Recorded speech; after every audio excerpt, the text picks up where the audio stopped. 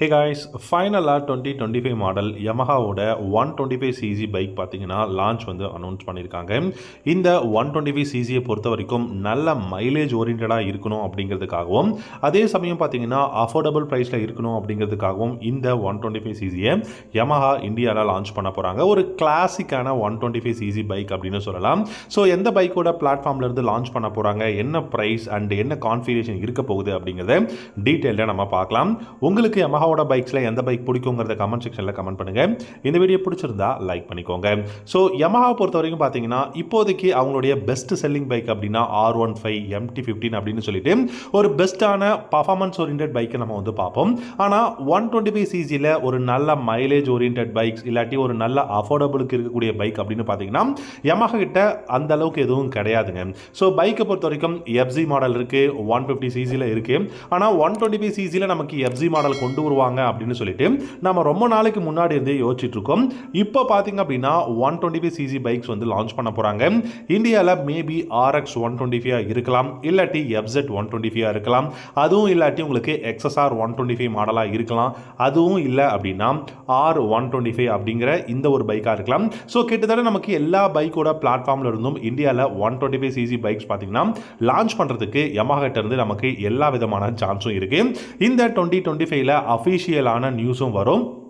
அப்படி வரும்போது பார்த்தீங்க அப்படின்னா உங்களுக்கு ப்ரைஸ் அப்படிங்கிறது ஆல்ரெடி சொன்ன மாதிரி 1,20,000 ரூபாய்க்குள்ள இல்லை 1 lakh rupees எக்ஷோரூம் ப்ரைஸில் வந்து இந்த 125cc வந்து கொண்டு வர போகிறோம் அப்படிங்கிற மாதிரி தான் சொல்லியிருக்காங்க.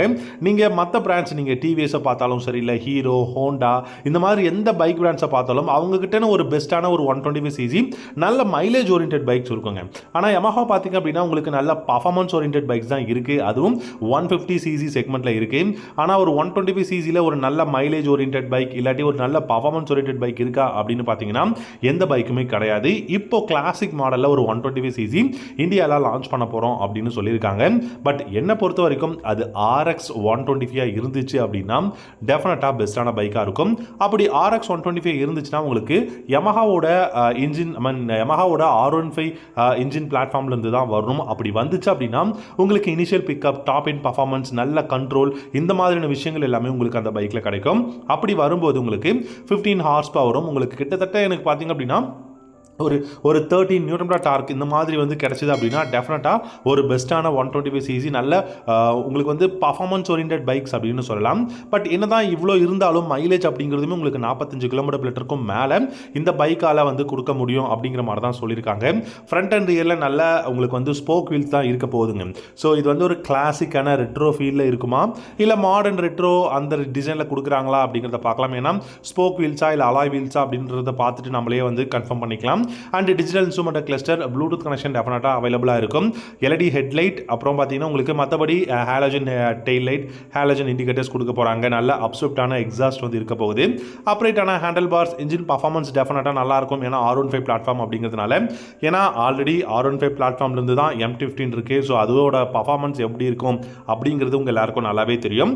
அண்ட் அது மட்டும் இல்லாமல் பார்த்தீங்கன்னா உங்களுக்கு மற்றபடி இந்த பைக்கில் டெலஸ்கோபிக் ஃபோக்ஸ் கொடுக்க போகிறாங்க. ரியரில் மோனோஷாக் சஸ்பென்ஷன்ஸ் வரப்போகுது. நல்ல ஃப்ளாட்டான ட்ரக் அண்ட் ரோல் சீட் வந்து இருக்கும். அதே மாதிரி உங்களுக்கு இந்த ரெட்ரோ ஃபீல் கொடுக்கறதுக்காக மேபி சர்க்குலரான LED ஹெட்லைட் வந்து கொடுப்பாங்க அப்படிங்கிற மாதிரி தான் சொல்லியிருக்காங்க. ஸோ யமஹா கிட்ட இருந்து இந்த 2025 125cc பைக்ஸ் வந்து பார்த்தீங்கன்னா நம்ம டெஃபினட்டாக எதிர்பார்க்கலாம். இந்த 125cc பைக்ஸ்லாம் பார்த்தீங்கன்னா லைக் உங்களுக்கு SP 125 ஹோண்டாவில் இருக்கக்கூடிய பைக், இல்லாட்டி டிவிஎஸோட ரைடர் 125, அதுக்கப்புறம் பார்த்தீங்கன்னா டிவிஎஸ் இப்போ அப்கமிங் லான்ச் பண்ண போகிறேன் அப்பாச்சி RTR 125, இந்த மாதிரியான பைக்ஸ்க்கெல்லாம் ரைவலாக வரப்போகுது. அண்ட் இது மட்டும் இல்லாமல் யமஹா பார்த்தீங்கன்னா அப்கமிங் நிறைய பெஸ்ட்டான பேரலல் ட்வின் சிலிண்டர் பைக்ஸ் எல்லாமே லான்ச் பண்ண போகிறாங்க. அதை பற்றியான நியூஸ், அந்த பைக்ஸை பற்றின டீட்டெயில்ஸ் எல்லாம் தெரிஞ்சுக்கணுன்னா நீங்கள் மறக்காமல் நம்ம சேனலை சப்ஸ்கிரைப் பண்ணிக்கோங்க. ஃபியூச்சரில் நான் போடுற எல்லா வீடியோஸும் நீங்கள் மறக்காமல் பார்க்கலாம்.